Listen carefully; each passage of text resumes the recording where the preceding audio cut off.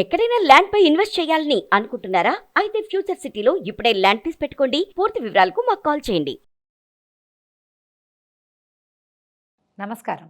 కార్తీక పురాణం 18వ రోజు పారాయణలోకి వచ్చాం. జనక మహారాజుకు చెప్తున్నారు వశిష్ఠ మహర్షి. మనిషిగా మారిన ధనలోభి అనే బ్రాహ్మణుడికి ఈ మహర్షి కర్మానుష్ఠాన ఫలితాలను గురించి వివరంగా చెప్పారు. ఇది ఏమిటి, ఎలా జరుగుతుంది అని. అయితే ధనలోభి అడిగాడు, ఓ మునీంద్ర, మీ దర్శనం వల్ల నేను ధన్యుణ్ణయ్యాను. నేను మహాపాపిష్టివాణ్ణి. ఆ కారణంగా అనేక జన్మలు ఎత్తి ఇప్పుడు ఈ మహావృక్షంలో మహారణ్యంలో వృక్షాన్నై పడున్నాను. మీ దృష్టి నా మీద పడినందువల్లే నేను దీపస్తంభంగా ఉపయోగపడడానికి ఈ దేవాలయం ముందుకొచ్చి చేరాను. ఆలయం ముందు దీపస్తంభంగా ఉంచబడ్డాను. నాపై నేతి దీపాన్ని మునులు వెలిగించి పెట్టడంతో నేను చేసిన పాపాలన్నీ పటాపంచలైనాయి. మానవ రూపం లభించింది. ఇంతటి పుణ్యఫలం లభించిన నన్ను మీ శిష్యునిగా స్వీకరించండి, కృతార్థుని చేయండి. ఈ కర్మలు, ఈ అనుష్ఠానము, ఈ కార్తీక మాసము, ఇవి అనుష్ఠించడం వల్ల కలిగేటువంటి ప్రయోజనాన్ని తెలియజేయమని అడిగాడు. అడిగితే ఈయన ఏమన్నారు, ఈయన పుణ్యపురుషుడు అయిన నాయన నువ్వు అని చెప్పి ఈ ధనలోపికి ఏం చెప్తున్నారు. శ్రీ మహావిష్ణువు ఆషాఢ మాసంలోని శుద్ధ ఏకాదశి నుంచి లక్ష్మీ సమేతుడై పాల సముద్రంలో ఆదిశేషుని పడకగా చేసుకుని శయనిస్తాడు. తొలి ఏకాదశి నాడు శయన ఏకాదశి అంటాం కదా, ఆ రోజు విష్ణుమూర్తి నిద్రిస్తాడు. మళ్ళీ కార్తీక శుద్ధ ద్వాదశి నాడు నిద్రలేస్తాడు. ఈ 4 మాసాల కాలానికి చాతుర్మాస్యం అని పేరు.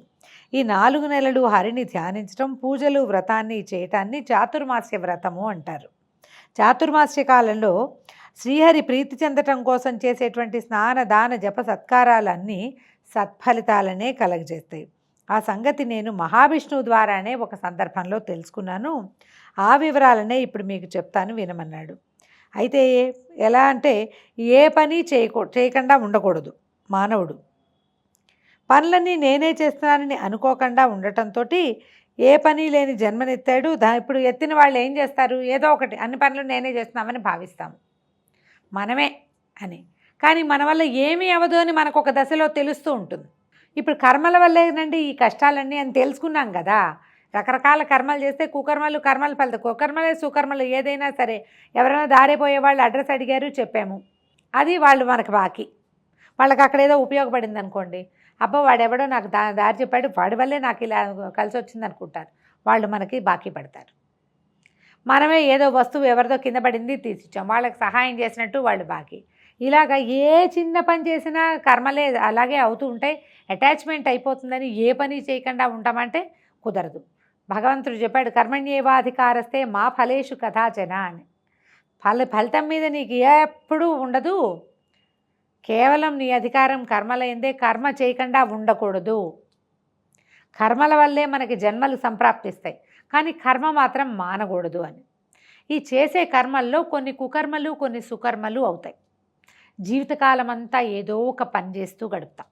మంచివి చెడ్డవి, ఏదో ఆ ఊరు వెళ్తాం, అదేదో చూస్తాం, ఏదో గుడికి వెళ్తాం, ఏదో దీపం పెడతాం, చేస్తూ ఉంటాం కదా. అందుకని ఈ జీవితం అంతా ఏదో రకంగా గడిపేయకుండా ఉండటం కోసం మనకి కొన్ని పర్వదినాలు, కొన్ని పండుగలు ఇవి ఏర్పరిచి పెట్టారు. ఇవి ఋషులు చేసినవే తప్ప మనం చేసుకున్నవి కాదండి. సామాన్య మానవుడు అంతా ఆలోచించలేడు. ఈ నేనెవరు అని తెలుసుకోవడానికి ప్రయత్నం చేసిన వాళ్ళు కొంతమంది మహానుభావుల ద్రష్టలు, అంటే ఏమనాలు వెళ్ళి దూరం చూడగలిగిన వాళ్ళు, విజనరీ పీపుల్, విజన్ ఉన్నవాళ్ళు. భవిష్యత్తు ఏమిటి, రేపు కాలానికి ఇలా ఏదో ఒకటి దొరికింది తిని, ఏదో ఒకటి లాక్కుని వేటాడైనా తిని బతికేటువంటి సాధారణ మానవుడు సరి అయిన వాడుగా మారాలంటే ఏం చేయాలి అనేది ఆలోచించి, అలాగే ఆదిమానవ కాలం నుంచి ఆలోచించి అందులో ఒక చిన్న గుంపు ఆలోచించే గుంపు, విజనరీ పీపుల్ గుంపు, ఋషులు, మహర్షులు, అందులో రాజర్షులు, బ్రహ్మర్షులు అయిన వాళ్ళు. వీళ్ళంతా ఆలోచించి మనకి ఇలాంటివి ఏర్పరిచారు. ప్రతి నెలలోనూ కొన్ని పర్వదినాలు, ఈ రోజుల్లో కొన్ని చేయవలసినవి, కొన్ని చేయకూడనివి, కొన్ని అస్సలు చేయకూడనివి, కొన్ని తప్పకుండా చేయవలసినవి, ఇలా ఏర్పరిచి పెట్టి ఈ ప్రకారంగా జీవించండి.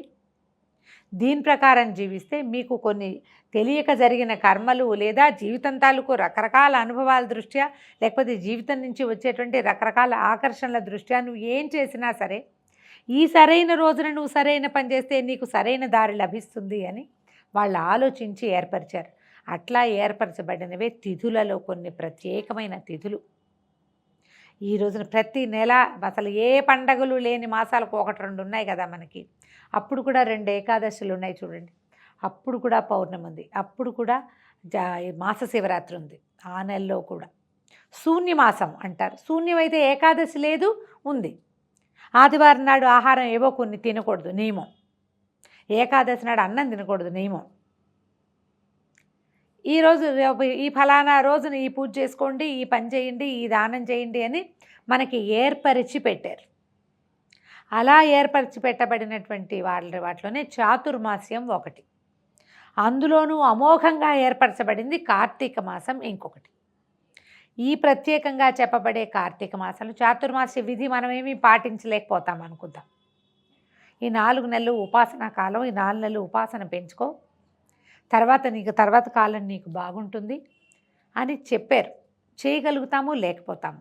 అందుకని ఏం చేశారు, చాతుర్మాసంలో చివరిదైన కార్తీక మాసాన్ని పూర్తి ఉపాసనా మాసంగా మార్చారు.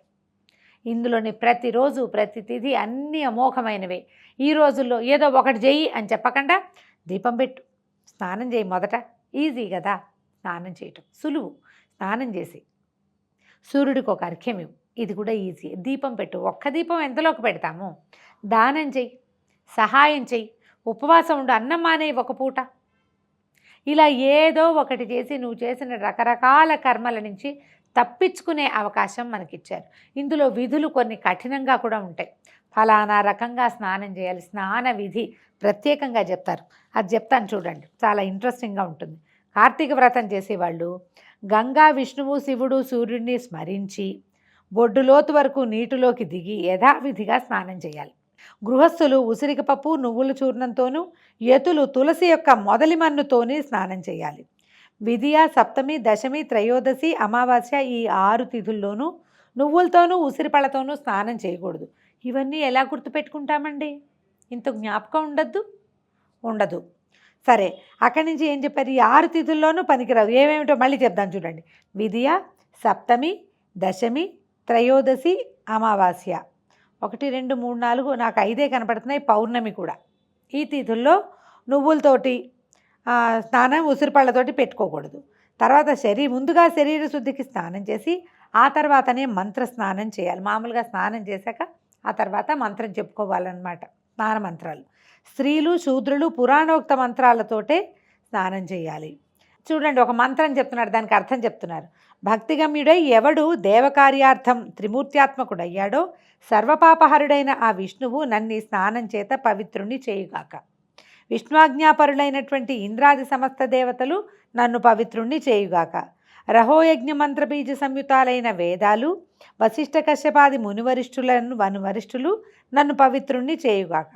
గంగాది సర్వనదులు, తీర్థాలు, జలధారలు, నదాలు, సప్త సాగరాలు, హ్రదాలు అంటే చెరువులు అన్నమాట, నన్ను పవిత్రుని చేయుగాక.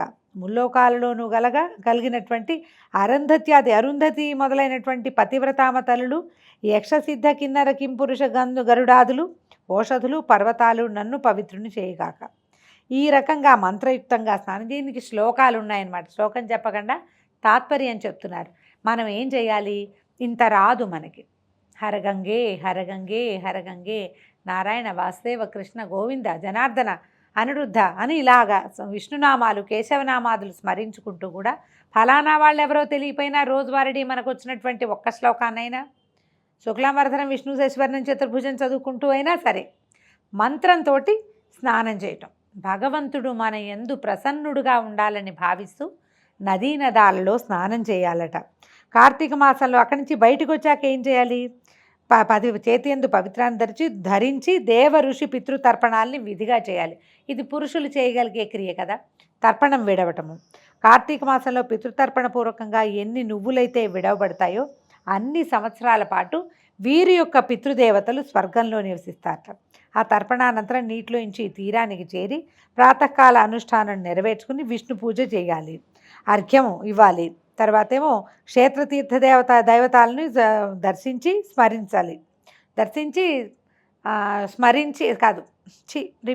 మళ్ళీ వచ్చింది. క్షేత్రతీర్థ దైవతాలను స్మరించి సమర్పించాలి. తర్వాత అనంతరం వేదపారీణులైనటువంటి బ్రాహ్మణులను భక్తిపూర్వకంగా గంధతాంబూలాలు ఇచ్చి పూజించి నమస్కరించాలి. పూజించేటప్పుడు బ్రాహ్మణి పూజా విధానము ఇవన్నీ ప్రత్యేకంగా సాంగంగా ఖచ్చితంగా చెప్పారండి. నువ్వు ఈ విధులన్నీ పాటించి చెయ్యి, నీకు అమోఘమైన ఫలితం లభిస్తుంది అని క్లియర్గా మనకి అర్థమయ్యేలా చెప్పే కార్తీక మాసము నువ్వేవీ చేయకపోయినా కనీసము సూర్యోదయాత్పూర్వం స్నానం చెయ్యి. ఈ మంత్రాలన్నీ చదవకపోయినా ఒక్క మంత్రం, ఒక్క శ్లోకం, ఒక్క దైవనామాన్ని అనుకుంటూ స్నానం చేయి, అదైనా సరిపోతుంది. దీపం దానం చేయటానికి ప్రత్యేకంగా శ్లోకం, మంత్రం చాలా ఉంది వ్యవహారం. అవేవీ చేయలేవు. ఒక్క దీపం వెలిగించి దేవుడు ఎదురుగుండా పెట్టు. చేయగలిగేవాడు ఇవన్నీ చేయాలి. చేయలేనివాడు కొన్నైనా చేయండి, కొంతైనా మంచి చేయి. కనీసం ఇంకో వాక్యం కూడా, చెడైనా చేయకుండా ఉండు. ఇవన్నీ చేసుకునేవాడు ఎవడో ఉంటాడే, వాడినేం అనద్దు. నువ్వు చేసుకొని నాకు ఇవన్నీ రావండి అని చెప్పు, సరిపోతుంది. వాడిని విమర్శించకూడదు. అప్పుడు మనకి ఏమవుతుంది, ఈ కర్మల నుంచి కొంచెం మనం తప్పుకోగలుగుతాం. ఆ తప్పుకున్నవాడు దైవ మార్గాన్ని అనుసరించగలుగుతాడు. ఈ అనుసరణ అంటే దైవం ఎక్కడో ఉన్నాడండి, ఎక్కడున్నాడు మనకు తెలియదు. సరి అయిన మార్గం ఏదో అప్పుడప్పుడు మనకి దృగ్గోచరం, కంటికి కనపడదు, బుద్ధికి కనిపిస్తూ ఉంటుంది, ఇదేదో సరైంది అని. దాన్ని టక్కిన పట్టుకోగలిగే వాళ్ళు కొంతమంది ఉంటారు, కొంతమంది పట్టుకోలేకపోతాం. ఏదో వేగ్గా ఉంటుంది, అనుమానంగా ఉంటుంది, భయంగా ఉంటుంది, చెయ్యాలో వద్దో తెలీదు.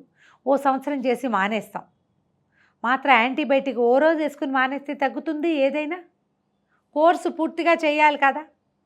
ఏటా కార్తీక మాసం ఎందుకు వస్తుంది, ఏటా చేసుకోమని. కనీసం ఒకసారైనా చేస్తారేమోనని ఎవ్రీ ఇయర్ వచ్చేలాగా పెట్టారు. ఒక్కసారైనా దాన్ని చేయాలి. చేసిన తర్వాత ఈ సంవత్సరం చేసాం, మనం ఈ పని చేసాం, ఇట్లా చేసాం, దీనివల్ల మనం అనుభవించాలి. ఇందులో ఉన్నది స్వారస్యం ఏమిటి ఆలోచించాలి. ఇది చేయటం వల్ల మనం ఏం తెలుసుకున్నాం, మనకి ఏం వచ్చింది. ఏదో అత్యద్భుతమైన ఫలితం రాదు. ప్రతి వాళ్ళకి బంగారం ఆకాశం నుంచి ఊడిపడుతుందా? అట్లా పడదు. చిన్న చిన్న తేడాలు వస్తాయి. మన లివింగ్ స్టైల్లో మార్పు వస్తుంది. ఈ రోజులకి మనం అది చూసుకోవాలి. మన లివింగ్ స్టైల్లో మార్పు వచ్చింది, మన మానసిక స్థితిలో కొంత ప్రశాంతత వచ్చింది, ఇంట్లో ప్రశాంతత కనపడింది, మనసుకి సంతోషంగా ఉల్లాసంగా ఉంది. ఏదో ఒక తెలియని ఆధ్యాత్మికత, పక్క ఇంట్లో వెలిగించినటువంటి అగరబత్తి గంధం మన ఇంట్లోకి వచ్చినట్టుగా ఒక్కసారి అట్లా కాసేపు వస్తుంది. ఆ వచ్చిన గంధాన్ని పట్టుకోవాలి. ఆ పట్టుకున్న గంధాన్ని మళ్ళీ ఆస్వాదించడానికి ప్రయత్నం చేయాలి. ఆ గంధాన్ని మనమే ఏర్పరచుకోవాలి. అలా మనం ఆధ్యాత్మిక ప్రగతిని సాధించగలుగుతాం. నామకే వాస్తే పేరుకి మాత్రం చేసేటువంటి స్నాన దాన జప దానాదులు ఏమీ ఉపయోగపడవండి. శరీరంతో చేసే ఈ క్రియలు మన ఆత్మని మన నుంచి స్వచ్ఛందంగా విడుదల చేయాలి, స్వచ్ఛంగా విడుదల చేయాలి. ఆ క్రియని మనం ఆత్మ దాకా తీసుకెళ్ళాలి. కేవలం శరీరంతో చేసే డాంబికమైన క్రియలుగా ఉంచకూడదు. ఈ రకమైన క్లారిటీ కోసమే మనం ఇవి చదివి వింటూ ఉంటాం. అర్ఘ్యానికి మంత్రం ఉంది, దీపానికి మంత్రం ఉంది, ప్రతి స్నానానికి మంత్రం ఉంది. ప్రతిదానికి ఒక మంత్రము, ఒక క్రియ, ఒక విధానము ఖచ్చితంగా ఉన్నాయి. అవి తెలుసుకున్నవాడు చెయ్యాలి, తెలిసినవాడు చేయాలి, తెలుసుకుని చెయ్యొచ్చు, తెలుసుకోలేకపోయినా చెయ్యొచ్చు. ఆ చేసే విధానాన్ని మనం ఈ రోజున చూస్తున్నాం. మంత్రం తెలీదు, ఏదో తెలుసుకుని స్నానం చేస్తాం, తలుచుకుంటాం, దేవుణ్ణి తలుచుకుంటాం, మనకు చాతొచ్చిన విధానంగా అదైనా చెయ్యండి అని మనకి పురాణం ప్రత్యేకంగా చెప్తుంది. ఇదిగో చూడండి, కొన్ని ఆరాధనలకి వాడచ్చు, కొన్ని వాడకూడదు. పొద్దున్నే తప్పకుండా పళ్ళు తోముకోవటము, స్నానం చేయటము, అవన్నీ కూడా కార్తీక విధుల్లో చెప్తారండి. ఫలానా వాడండి.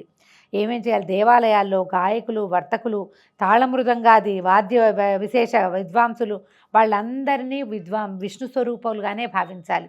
ఈ రోజున ఈ కార్తీక మాసపు నెల రోజుల పాటు ప్రతి వ్యక్తి విష్ణు స్వరూపుడే, ప్రతి రాయి సాలగ్రామమే, ప్రతి పూజ శివాభిషేకమే. అట్లా చేస్తే మనం తప్పులు చేయం కదా. భగవంతుడి కోసమని భావించేటప్పుడు సరి అయిన పనే చేస్తాం. ఆ సరైన పని చేయటం కోసమే ఒకరోజు కాకుండా నెల రోజుల పాటు పెట్టారు. ఓ రోజు కాకపోతే ఓ రోజైనా చేస్తామని. ఇవన్నీ ఈ ప్రవర్తన భగవంతుడికి సంతోషాన్ని కలిగిస్తుంది. ఈ కొన్ని ఆరాధనలకి కొన్ని పువ్వులు వాడకూడదు అని చెప్తారు. దిరిసెన పువ్వులు, ఉమ్మెత్త, గిరిమల్లి, మల్లి, బూరుగా, జిల్లేడు, కొండగోగు, వీటి పువ్వులు కానీ తెల్లటి అక్షంతలు కానీ విష్ణువుతో పూజించకూడదు. రుద్రాభిషేకానికి ధవళాక్షతలు వాడతారు, శ్వేతాక్షతలు వాడతాం. బియ్యం కడిగి పక్కన పెడతారు, ఆ అక్షతలని రుద్రాభిషేకానికి వాడతాం.